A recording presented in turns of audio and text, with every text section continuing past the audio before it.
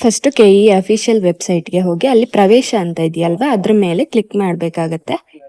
ಇಲ್ಲಿ ಕರ್ನಾಟಕ ರಾಜ್ಯ ಅರ್ಹತಾ ಪರೀಕ್ಷೆ ಕೆಸೆಟ್ 2026 ಮೇಲೆ ಕ್ಲಿಕ್ ಮಾಡ್ತೀರಾ. ನೆಕ್ಸ್ಟ್ ಈ ರೀತಿ ಇಂಟರ್ಫೇಸ್ ಓಪನ್ ಆಗುತ್ತೆ. ಅಲ್ಲಿ ಕರ್ನಾಟಕ ರಾಜ್ಯ ಅರ್ಹತಾ ಪರೀಕ್ಷೆ ಕೆಸೆಟ್ 2026 ಆನ್ಲೈನ್ ಅರ್ಜಿ ಲಿಂಕ್ ಅನ್ನ ಕೊಟ್ಟಿದ್ದಾರೆ, ಅದ್ರ ಮೇಲೆ ಕ್ಲಿಕ್ ಮಾಡಬೇಕಾಗುತ್ತೆ. ನೆಕ್ಸ್ಟ್ ಈ ರೀತಿ ಇಂಟರ್ಫೇಸ್ ಓಪನ್ ಆಗುತ್ತೆ. ಇದರಲ್ಲಿ ಫಸ್ಟ್ ರಿಜಿಸ್ಟರ್ ಆಗಬೇಕು. ಫಸ್ಟ್ ನ್ಯೂ ಯೂಸರ್ ಮೇಲೆ ಕ್ಲಿಕ್ ಮಾಡಬೇಕಾಗತ್ತೆ. ಇನ್ ಕೇಸ್ ನೀವು ಆಲ್ರೆಡಿ ರಿಜಿಸ್ಟರ್ ಆಗಿದ್ರೆ ನಿಮ್ಮ ಅಪ್ಲಿಕೇಶನ್ ನಂಬರ್ ಅನ್ನ ಹಾಕಿ ಲಾಗಿನ್ ಆಗಬಹುದು. ಫಸ್ಟ್ ನಾವು ರಿಜಿಸ್ಟರ್ ಆಗಿ ನೆಕ್ಸ್ಟ್ ಲಾಗಿನ್ ಆಗಬೇಕಾಗತ್ತೆ. ನೆಕ್ಸ್ಟ್ ನೀವು ಕರ್ನಾಟಕ ರಾಜ್ಯದ ಕರ್ನಾಟಕ ಪರೀಕ್ಷಾ ಮಂಡಳಿ ನಡೆಸುವ SSLC ಪರೀಕ್ಷೆ ತೇರ್ಗಡೆ ಆಗಿರುವಿರಿ ಅಂತ ಕೇಳಿದ್ದಾರೆ. ನೀವು SSLC ಎಕ್ಸಾಮ್ ಅನ್ನ ಪಾಸ್ ಆಗಿದ್ದೀರಾ ಅಂತ ಕೇಳ್ತಿದ್ದಾರೆ. ಎಸ್ ಇದ್ರೆ ಎಸ್, ಇಲ್ಲಾಂದ್ರೆ ನೋ ಮೇಲೆ ಕ್ಲಿಕ್ ಮಾಡಬೇಕಾಗತ್ತೆ.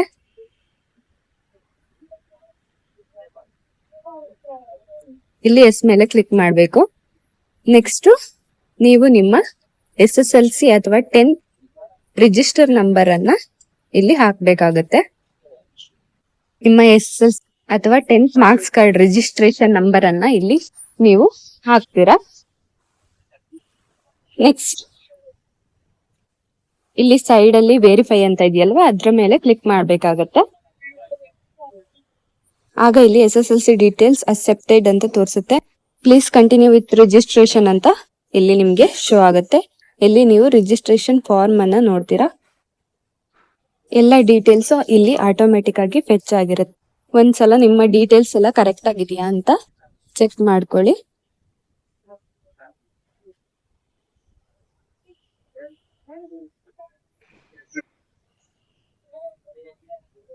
ನೆಕ್ಸ್ಟ್ ಇಲ್ಲಿ ಡಿಕ್ಲರೇಷನ್ ಅನ್ನ ಸೆಲೆಕ್ಟ್ ಮಾಡಬೇಕಾಗತ್ತೆ. ಅಲ್ಲಿ ಕೊಟ್ಟಿರುವಂತ ಚೆಕ್ ಬಾಕ್ಸ್ ಮೇಲೆ ಕ್ಲಿಕ್ ಮಾಡಿ ನೆಕ್ಸ್ಟ್ ರಿಜಿಸ್ಟರ್ ಥ್ರೂ ಆಧಾರ್ ಮೇಲೆ ಕ್ಲಿಕ್ ಮಾಡಬೇಕಾಗತ್ತೆ.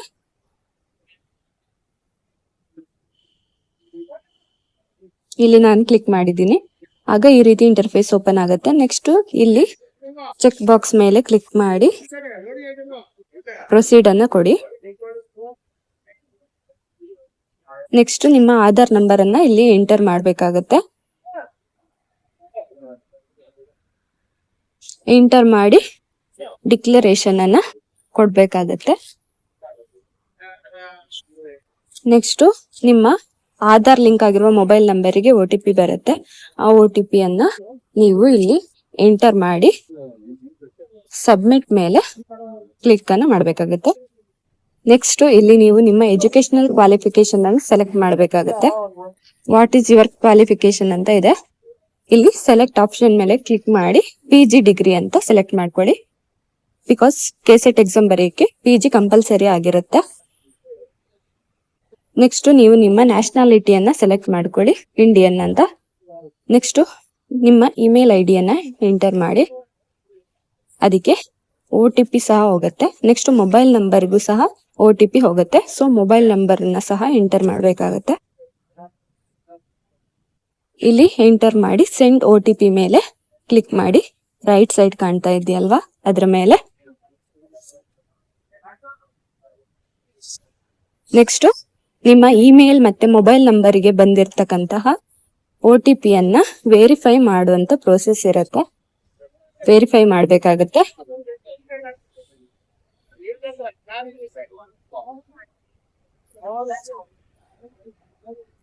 OTP ಎಂಟರ್ ಮಾಡಿ ನೆಕ್ಸ್ಟ್ ವೆರಿಫೈ ಮೇಲೆ ಕ್ಲಿಕ್ ಮಾಡಿ. ನೆಕ್ಸ್ಟ್ ಪಾಸ್ವರ್ಡ್ ಅನ್ನ ಸೆಟ್ ಮಾಡಬೇಕಾಗತ್ತೆ.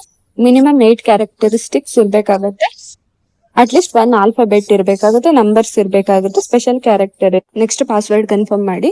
ನೆಕ್ಸ್ಟ್ ಇಲ್ಲಿ ನೀವು ನಿಮ್ಮ ಫೋಟೋವನ್ನ, ನೆಕ್ಸ್ಟ್ ನಿಮ್ಮ ಸಿಗ್ನೇಚರ್ ಅನ್ನ, ನೆಕ್ಸ್ಟ್ ನಿಮ್ಮ ಲೆಫ್ಟ್ ಹ್ಯಾಂಡ್ ಥಂಬ್ ಅನ್ನ ಅಪ್ಲೋಡ್ ಮಾಡಬೇಕಾಗತ್ತೆ.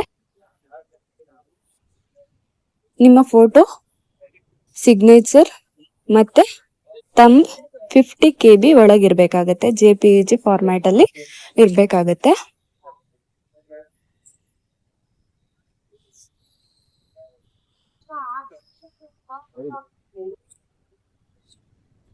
ಇಲ್ಲಿ ನೋಡ್ತಾ ಇದ್ದೀರಲ್ಲ ತಂಬ್, ನಿಮ್ಮ ಲೆಫ್ಟ್ ಹ್ಯಾಂಡ್ ತಂಬ್ ಅನ್ನ ಯೂಸ್ ಮಾಡ್ಬೇಕಾಗತ್ತೆ. ನೆಕ್ಸ್ಟ್ ನೀವು ಇಲ್ಲಿ ಕ್ಯಾಪ್ಚಾವನ್ನ ಎಂಟರ್ ಮಾಡ್ಬೇಕಾಗಿರುತ್ತೆ. ನೆಕ್ಸ್ಟ್ ಇಲ್ಲಿ ರಿಜಿಸ್ಟರ್ ಮೇಲೆ ಕ್ಲಿಕ್ ಅನ್ನ ಮಾಡ್ತೀರಾ. ನೆಕ್ಸ್ಟ್ ರಿಜಿಸ್ಟ್ರೇಷನ್ ಸಕ್ಸಸ್ಫುಲ್ ಅಂತ ಶೋ ಆಗುತ್ತೆ ನಿಮ್ಗೆ ಇಲ್ಲಿ. ನೆಕ್ಸ್ಟ್ ನಿಮ್ಮ ಕೆಸೆಟ್ ಅಪ್ಲಿಕೇಶನ್ ನಂಬರ್ ಅನ್ನ ನೀವು ಇಲ್ಲಿ ಪಡ್ಕೊಳ್ಬಹುದು. ಇದನ್ನ ನೀವು ಸ್ಕ್ರೀನ್ ಶಾಟ್ ಹೊಡೆದಿಟ್ಕೊಳ್ಳಿ. ನೆಕ್ಸ್ಟ್ ಪರ್ಪಸ್ಸಿಗೆ ಬೇಕಾಗತ್ತೆ, ಹಾಲ್ ಟಿಕೆಟ್ ಡೌನ್ಲೋಡ್ ಮಾಡುವಾಗ ಎಲ್ಲ ಬೇಕಾಗತ್ತೆ. ಸೊ ಅದಕ್ಕೆ ನೆಕ್ಸ್ಟ್ ಇಲ್ಲಿ ಗೋ ಟು ಹೋಮ್ ಪೇಜ್ ಮೇಲೆ ಕ್ಲಿಕ್ ಮಾಡ್ತೀರಾ. ಆಗ ಈ ರೀತಿ ಇಂಟರ್ಫೇಸ್ ಓಪನ್ ಆಗುತ್ತೆ. ನೆಕ್ಸ್ಟ್ ಇಲ್ಲಿ ನೀವು ನಿಮ್ಮ ಅಪ್ಲಿಕೇಶನ್ ನಂಬರ್ ಜನರೇಟ್ ಆಗಿರುತ್ತಲ್ವಾ ಅದನ್ನ ಎಂಟರ್ ಮಾಡ್ಬೇಕಾಗತ್ತೆ. ನೆಕ್ಸ್ಟ್ ಪಾಸ್ವರ್ಡ್ ಸೆಟ್ ಮಾಡಿರ್ತೀರಲ್ವಾ ಅದನ್ನ ಎಂಟರ್ ಮಾಡ್ಬೇಕಾಗತ್ತೆ. ನೆಕ್ಸ್ಟ್ ಕ್ಯಾಪ್ಚಾವನ್ನ ಎಂಟರ್ ಮಾಡ್ಬೇಕಾಗಿರುತ್ತೆ. ಅಲ್ಲಿ ಕೊಟ್ಟಿರ್ತಕ್ಕಂಥ ಕ್ಯಾಪ್ಚಾವನ್ನ ಎಂಟರ್ ಮಾಡಿ ಲಾಗಿನ್ ವಿತ್ OTP ಮೇಲೆ ಕ್ಲಿಕ್ ಮಾಡ್ಬೇಕಾಗತ್ತೆ. ನೆಕ್ಸ್ಟ್ OTP ಡೆಲಿವರಿ ಮೆಥಡ್ ಅನ್ನ ಕೊಟ್ಟಿದ್ದಾರೆ. ಮೊಬೈಲ್ ಮೂಲಕ, ಇಮೇಲ್ ಮೂಲಕ ಮತ್ತೆ ವಾಟ್ಸ್ಆಪ್ ಮೂಲಕ ನಿಮ್ಗೆ ಯಾವ್ದು ಕನ್ವೀನಿಯಂಟ್ ಆಗುತ್ತೋ ಅದನ್ನ ಕೊಡಿ. ಮೊಬೈಲ್ ಮೂಲಕ ಇಲ್ಲಿ ಕೊಟ್ಟಿದ್ದೀನಿ ನಾನು. ಸೆಂಟ್ OTP ಮೇಲೆ ಕ್ಲಿಕ್ ಮಾಡ್ಬೇಕಾಗತ್ತೆ. ನೆಕ್ಸ್ಟ್ ಆಗ ನಿಮ್ಗೆ OTP ಬರುತ್ತೆ, 6 ಡಿಜಿಟ್ OTP. ಅದನ್ನ ನೀವು ಇಲ್ಲಿ ಎಂಟರ್ ಮಾಡ್ಬೇಕಾಗತ್ತೆ. ನೆಕ್ಸ್ಟ್ ವೆರಿಫೈ OTP ಮೇಲೆ ಕ್ಲಿಕ್ ಮಾಡ್ಬೇಕಾಗತ್ತೆ. ನೆಕ್ಸ್ಟ್ ವೆರಿಫೈ ಆಗುತ್ತೆ, ರಿಜಿಸ್ಟ್ರೇಷನ್ ಸಕ್ಸಸ್ಫುಲ್ ಅಂತ ಬರುತ್ತೆ. ನೆಕ್ಸ್ಟ್ ಇಲ್ಲಿ ನೀವು ನಿಮ್ಮ ಜನರಲ್ ಇನ್ಫಾರ್ಮೇಶನ್ ಅನ್ನ ಹಾಕ್ಬೇಕಾಗತ್ತೆ.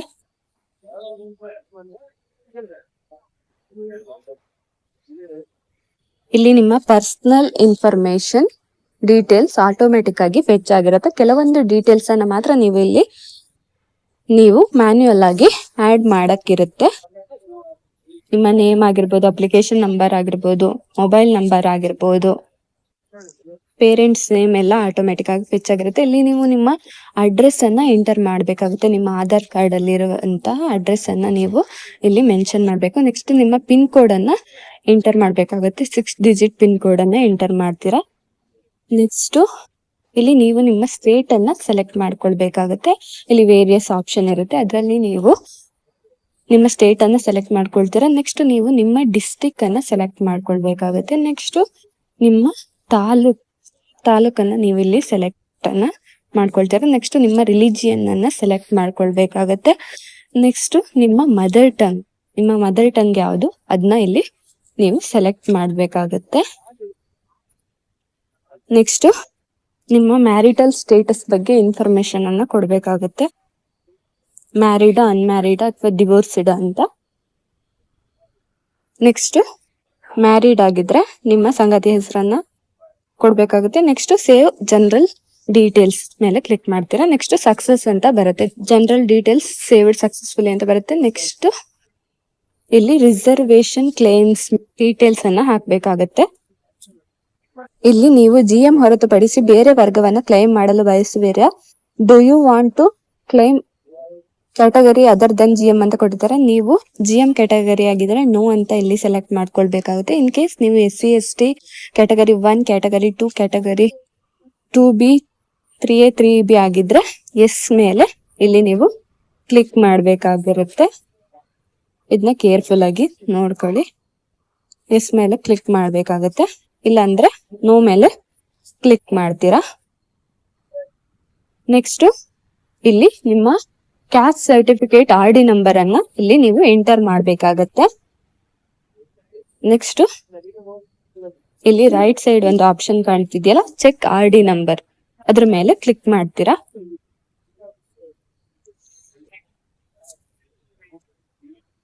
ನೆಕ್ಸ್ಟ್ ಇಲ್ಲಿ ಆಟೋಮೆಟಿಕ್ ಆಗಿ ನಿಮ್ಮ ಎಲ್ಲ ಡೀಟೇಲ್ಸ್ ಸಹ ಇಲ್ಲಿ ಫೆಚ್ ಆಗತ್ತೆ.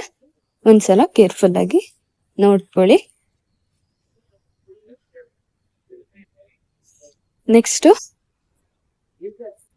ಪರ್ಸನ್ ವಿತ್ ಡಿಸಬಿಲಿಟಿ ಇನ್ಫಾರ್ಮೇಶನ್ ಅನ್ನ ಕೇಳಿದ್ದಾರೆ. ನೀವು ಅಂಗವಿಕಲ ಅಭ್ಯರ್ಥಿಯೇ?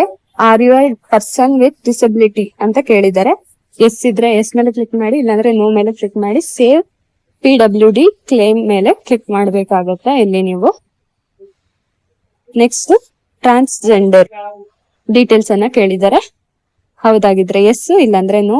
ನೆಕ್ಸ್ಟ್ ಸೇವ್ ಮೇಲೆ ಕ್ಲಿಕ್ ಮಾಡ್ತೀರಾ. Next previous year KSET subject details ಅನ್ನ ಕೇಳಿದ್ದಾರೆ. Have you qualified in any KSET subject in previous years ಅಂತ ಕೇಳಿದ್ದಾರೆ. ನೀವು ಹಿಂದಿನ ವರ್ಷಗಳಲ್ಲಿ ಯಾವ್ದಾದ್ರು ಕೆಸೆಟ್ ವಿಷಯಗಳಲ್ಲಿ ಅರ್ಹತೆ ಹೊಂದಿದ್ದೀರಾ ಅಂತ ಕೇಳಿದ್ದಾರೆ. ಎಸ್ ಇದ್ರೆ ಎಸ್, ಇಲ್ಲ ಅಂದ್ರೆ ನೋ ಮೇಲೆ ಕ್ಲಿಕ್ ಮಾಡ್ತೀರಾ.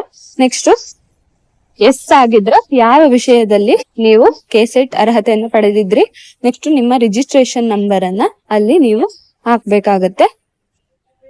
ನೀವು ಒಂದ್ಸಲ ಒಂದು ಪರ್ಟಿಕ್ಯುಲರ್ ಸಬ್ಜೆಕ್ಟ್ ಅಲ್ಲಿ ಅರ್ಹತೆ ಪಡೆದಿದ್ರೆ ನೆಕ್ಸ್ಟ್ ಟೈಮ್ ಅದೇ ಸಬ್ಜೆಕ್ಟ್ ಅಲ್ಲಿ ಎಕ್ಸಾಮ್ ಅನ್ನ ಬರೆಯಕ್ಕೆ ಆಗೋದಿಲ್ಲ. ಇದನ್ನ ನೆನ್ಪಿಟ್ಕೊಳ್ಳಿ. ನೆಕ್ಸ್ಟ್ ಸೇವ್ ಕೆಸೆಟ್ ಡೀಟೇಲ್ಸ್ ಮೇಲೆ ಕ್ಲಿಕ್ ಮಾಡಿ.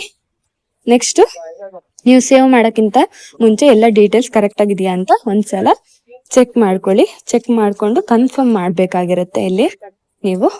ನೆಕ್ಸ್ಟ್ ಇಲ್ಲಿ ನೆಕ್ಸ್ಟ್ ಮೇಲೆ ಕ್ಲಿಕ್ ಮಾಡ್ತೀರಾ. ನೆಕ್ಸ್ಟ್ ನೀವು ನಿಮ್ಮ ಎಜುಕೇಶನ್ ಕ್ವಾಲಿಫಿಕೇಶನ್ ಡೀಟೇಲ್ಸ್ ಅನ್ನ ಕೊಡ್ಬೇಕಾಗತ್ತೆ. ಇಲ್ಲಿ UG ಮತ್ತೆ PG ಡೀಟೇಲ್ಸ್ ಕೊಡ್ಬೇಕಾಗತ್ತೆ. PG ಇಲ್ಲಿ ಕಂಪಲ್ಸರಿ ಆಗಿರುತ್ತೆ. ನೀವು ಕೆಸೆಟ್ ಎಕ್ಸಾಮ್ ಅನ್ನ ಬರಿಬೇಕಾದ್ರೆ PG ಡಿಗ್ರಿ ಇಲ್ಲಿ ಮ್ಯಾಂಡೇಟರಿ ಅಂತ ಕೊಟ್ಟಿದ್ದಾರೆ. ಇಲ್ಲಿ ಇನ್ ಕೇಸ್ PG ಆಗಿಲ್ಲ ಅಂದ್ರೆ ನೀವು ಎಲಿಜಿಬಲ್ ಇರೋದಿಲ್ಲ ಈ ಎಕ್ಸಾಮ್ ಅನ್ನ ಬರೆಯಲಿಕ್ಕೆ. ಇಲ್ಲಿ ನೀವು ನಿಮ್ಮ ಡಿಗ್ರಿ ನೇಮ್ ಅನ್ನ ಹಾಕ್ಬೇಕಾಗುತ್ತೆ. ಫಾರ್ ಎಕ್ಸಾಂಪಲ್ ನೀವು MCOM ಮಾಡಿರ್ಬೋದು ಅಥವಾ MBA ಮಾಡಿರ್ಬೋದು, MSc ಮಾಡಿರ್ಬೋದು. ಅದನ್ನ ಇಲ್ಲಿ ನೀವು ಎಂಟರ್ ಮಾಡ್ಬೇಕಾಗಿರುತ್ತೆ. ಇಲ್ಲಿ ಎಕ್ಸಾಂಪಲ್ಸ್ ಬೇಕಿದ್ರೆ ಅಲ್ಲಿ ಕೊಟ್ಟಿದಾರಲ್ವಾ. ನೆಕ್ಸ್ಟ್ ಇಲ್ಲಿ ನಿಮ್ಮ ಇನ್ಸ್ಟಿಟ್ಯೂಷನ್ ಅಥವಾ ಕಾಲೇಜ್ ನೇಮ್ ಅನ್ನ ನೀವು ಇಲ್ಲಿ ಎಂಟರ್ ಮಾಡ್ಬೇಕಾಗತ್ತೆ. ನೆಕ್ಸ್ಟ್ ನೀವು ನಿಮ್ಮ ಯೂನಿವರ್ಸಿಟಿ, ನೀವು ಸ್ಟಡಿ ಮಾಡಿರುವಂತ ಯೂನಿವರ್ಸಿಟಿ ನೇಮ್ ಅನ್ನ ಇಲ್ಲಿ ಮೆನ್ಷನ್ ಮಾಡ್ಬೇಕಾಗತ್ತೆ. ನೆಕ್ಸ್ಟ್ ರಿಜಿಸ್ಟ್ರೇಷನ್ ನಂಬರ್, ನಿಮ್ಮ PG ರಿಜಿಸ್ಟ್ರೇಷನ್ ನಂಬರ್ ಅನ್ನ ಇಲ್ಲಿ ಮೆನ್ಷನ್ ಮಾಡ್ಬೇಕಾಗತ್ತೆ. ನೆಕ್ಸ್ಟ್ ಇಲ್ಲಿ ನೀವು PG ಪಾಸ್ ಆಗಿರುವಂತಹ ಇಯರ್ ಅನ್ನ ಇಲ್ಲಿ ಮೆನ್ಷನ್ ಮಾಡ್ಬೇಕಾಗತ್ತೆ. ನೆಕ್ಸ್ಟ್ ರಿಸಲ್ಟ್, ನೀವು ಫಸ್ಟ್ ಕ್ಲಾಸ್ ಅಲ್ಲ ಪಾಸ್ ಆಗಿದ್ರೆ ಫಸ್ಟ್ ಕ್ಲಾಸ್ ಇಲ್ಲ ಸೆಕೆಂಡ್ ಕ್ಲಾಸ್ ಡಿಸ್ಟಿಂಕ್ಷನ್ ಯಾವುದೇ ಇದ್ರು ನೀವು ಇಲ್ಲಿ ಸೆಲೆಕ್ಟ್ ಮಾಡ್ಬೇಕಾಗತ್ತೆ. ನೆಕ್ಸ್ಟ್ ಮಂತ್ ಅನ್ನ ಇಲ್ಲಿ ಹಾಕ್ಬೇಕಾಗತ್ತೆ. ನೆಕ್ಸ್ಟ್ ಡಿಗ್ರಿ ಡ್ಯೂರೇಷನ್, ನಿಮ್ಮ ಡಿಗ್ರಿ PG ಡಿಗ್ರಿ ಡ್ಯೂರೇಷನ್ ಎಷ್ಟು ಅಂತ ಕೇಳಿದ್ದಾರೆ ಇಲ್ಲಿ, ಅದನ್ನ ನೀವು ಇಲ್ಲಿ ಸೆಲೆಕ್ಟ್ ಮಾಡ್ಬೇಕಾಗತ್ತೆ. ನೆಕ್ಸ್ಟ್ ಮಾರ್ಕ್ಸ್ ಬಗ್ಗೆ ಕೇಳಿದ್ದಾರೆ. ಮ್ಯಾಕ್ಸಿಮಮ್ ಮಾರ್ಕ್ಸ್, ನೀವು ಪಡೆದಿರ್ತಕ್ಕಂಥ ಮಾರ್ಕ್ಸ್ ಬಗ್ಗೆ ಇಲ್ಲಿ ಕೇಳಿದ್ದಾರೆ. ಮ್ಯಾಕ್ಸಿಮಮ್ ಮಾರ್ಕ್ಸ್ ಎಂಟ್ರಿ ಮಾಡಿ, ಒಬ್ಟೈನ್ ಮಾರ್ಕ್ಸ್ ಎಂಟ್ರಿ ಮಾಡಿ PG ಡೀಟೇಲ್ಸ್ ಅನ್ನ ಇಲ್ಲಿ ನೀವು ಸೇವ್ ಮಾಡ್ತೀರಾ. ನೆಕ್ಸ್ಟ್ ಇಲ್ಲಿ ಕ್ವಾಲಿಫಿಕೇಶನ್ ಸೇವ್ಡ್ ಸಕ್ಸಸ್ಫುಲಿ ಅಂತ ಇಲ್ಲಿ ಬರುತ್ತೆ. ನೆಕ್ಸ್ಟ್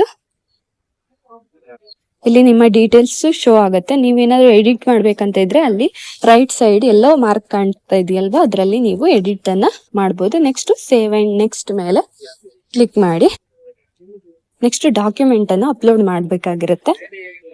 ಏನೇನ್ ಡಾಕ್ಯುಮೆಂಟ್ ಅಂದ್ರೆ ಕ್ಯಾಂಡಿಡೇಟ್ ಫೋಟೋ, ಸಿಗ್ನೇಚರ್, ನೆಕ್ಸ್ಟ್ ತಂಬು. ನೀವು ಫಸ್ಟ್ ಸ್ಟೆಪ್ ಅಲ್ಲಿ ಆಲ್ರೆಡಿ ಅಪ್ಲೋಡ್ ಮಾಡಿರ್ತೀರಲ್ವಾ, ಆ ಡೀಟೇಲ್ಸ್ ಇಲ್ಲಿ ನಿಮಗೆ ಶೋ ಆಗ್ತಾ ಇರುತ್ತೆ. ನಿಮ್ಮ ಫೋಟೋ ಆಗಿರ್ಬೋದು ಅಥವಾ ಸಿಗ್ನೇಚರ್ ಆಗಿರ್ಬೋದು ಅಥವಾ ತಮ್ನೈಲ್.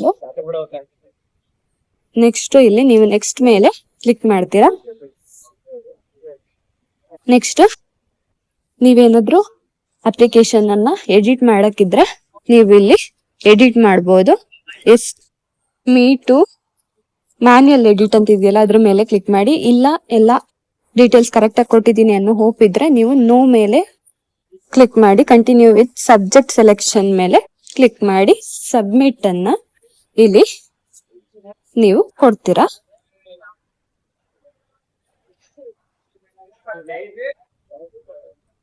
ನೆಕ್ಸ್ಟ್ ಇಲ್ಲಿ ಸಬ್ಜೆಕ್ಟ್ ಅನ್ನ ಸೆಲೆಕ್ಟ್ ಮಾಡ್ಬೇಕಾಗಿರುತ್ತೆ.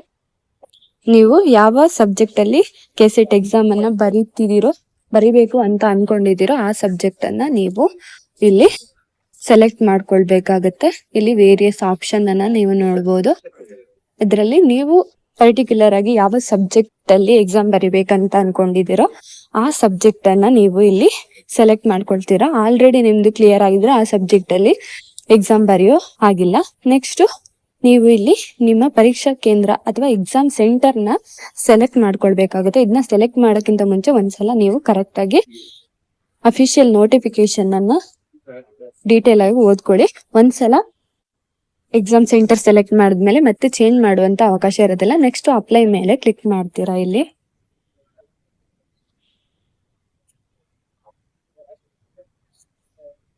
ಆಗ ನೀವು ಈ ರೀತಿ ಸಬ್ಜೆಕ್ಟ್ ಸೇವ್ಡ್ ಸಕ್ಸಸ್ಫುಲಿ ಅನ್ನೋದನ್ನ ನೋಡ್ತೀರಾ. ನೆಕ್ಸ್ಟ್ ಇಲ್ಲಿ ನೀವು ಎಂಟರ್ ಮಾಡಿರುವಂತ ಡೀಟೇಲ್ಸ್ ಇಲ್ಲಿ ರಿಫ್ಲೆಕ್ಟ್ ಆಗುತ್ತೆ ನಿಮಗೆ.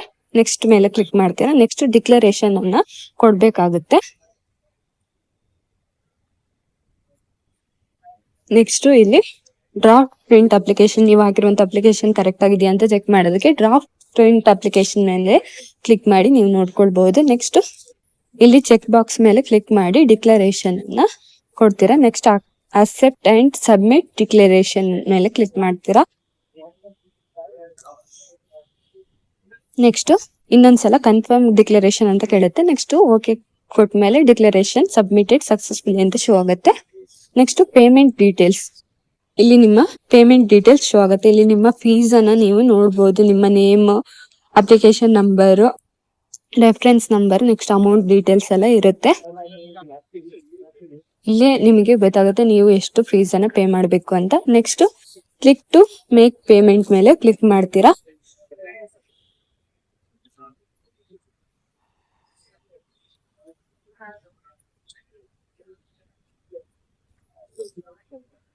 ನೆಕ್ಸ್ಟ್ ಪ್ರೊಸೀಡ್ ಟು ಪೇಮೆಂಟ್ ಅಂತ ಕೇಳುತ್ತೆ. ಪ್ರೊಸೀಡ್ ಮಾಡಿದಾಗ ಇಲ್ಲಿ ವೇರಿಯಸ್ ಬ್ಯಾಂಕ್ಸ್ ಶೋ ಆಗುತ್ತೆ. ಗೂಗಲ್ ಪೇ, ಫೋನ್ ಪೇ ಎಲ್ಲ ಆಪ್ಷನ್ಸ್ ನಿಮಗೆ ಶೋ ಆಗುತ್ತೆ. ಇದರಲ್ಲಿ ನಿಮಗೆ ಯಾವ್ದು ಕನ್ವಿನಿಯೆಂಟ್ ಆಗುತ್ತೋ ಅದನ್ನ ಸೆಲೆಕ್ಟ್ ಮಾಡಿಕೊಂಡು ಕಂಟಿನ್ಯೂ ಮೇಲೆ ಕ್ಲಿಕ್ ಮಾಡಿ ಪೇಮೆಂಟ್ ಅನ್ನ ಮಾಡ್ತೀರಾ. ನೆಕ್ಸ್ಟ್ ನೀವು ಇಲ್ಲಿ ಅಪ್ಲಿಕೇಶನ್ ಪ್ರಿಂಟ್ ಅನ್ನ ಡೌನ್ಲೋಡ್ ಮಾಡ್ಕೊಳ್ಬಹುದು. ಇಲ್ಲಿ ಅಪ್ಲಿಕೇಶನ್ ಪ್ರಿಂಟ್ ಅನ್ನ ಕೇರ್ಫುಲ್ ಆಗಿ ಡೌನ್ಲೋಡ್ ಮಾಡಿ ಇಟ್ಕೊಳ್ಳಿ. ನೆಕ್ಸ್ಟ್ ನೀವು ಫೀಸ್ ಪೇಮೆಂಟ್ ಮಾಡಿರ್ತೀರಲ್ವಾ, ಆ ಚಲನ್ ಅನ್ನ ಸಹ ಸೇಫ್ ಆಗಿ ಇಟ್ಕೊಳ್ಳಿ. ಟೈಮ್ಸ್ ನೀವು ಡಾಕ್ಯುಮೆಂಟ್ ವೆರಿಫಿಕೇಶನ್ ಹೋದಾಗ ಅದನ್ನೆಲ್ಲ ಕೇಳ್ತಾರೆ. ಸೊ ಈ ಡಾಕ್ಯುಮೆಂಟ್ಸ್ ಗಳನ್ನೆಲ್ಲ ಒಂದ್ ಕಡೆ ಸೇಫ್ ಆಗಿ ಇಟ್ಕೊಳ್ಳಿ. ಲಾಸ್ಟ್ ಟೈಮ್ ಹೋದವಾಗ ಅದನ್ನೇನು ಕೇಳಿರೋದಿಲ್ಲ, ಬಟ್ ಟೈಮ್ಸ್ ಹೇಳಕ್ ಆಗೋದಿಲ್ಲ. ಸೇಫ್ಟಿ ಪರ್ಪಸ್ಗೆ ಇಟ್ಕೊಂಡಿರ್ಬೇಕಾಗತ್ತೆ. ಐ ಹೋಪ್ ನಿಮ್ಗೆ ಈ ವಿಡಿಯೋ ಯೂಸ್ಫುಲ್ ಆಗಿದೆ ಅಂತ ಅನ್ಕೊಳ್ತೀನಿ. ನಿಮ್ಗೆ ಏನಾದ್ರು ಈ ವಿಡಿಯೋ ಇಷ್ಟ ಆಗಿದ್ರೆ ಲೈಕ್ ಮಾಡಿ, ಶೇರ್ ಮಾಡಿ ಅಂಡ್ ಸಬ್ಸ್ಕ್ರೈಬ್ ಮಾಡಿ. ನಿಮ್ಮ ಈ ಬಾರಿಯ ಕೆಸೆಟ್ ಎಕ್ಸಾಮ್ ಯಶಸ್ವಿ ಆಗಲಿ ಅಂತ ಹೇಳ್ತಾ ಈ ವಿಡಿಯೋನ ಎಂಡ್ ಮಾಡ್ತಿದ್ದೀನಿ. Thank you for watching.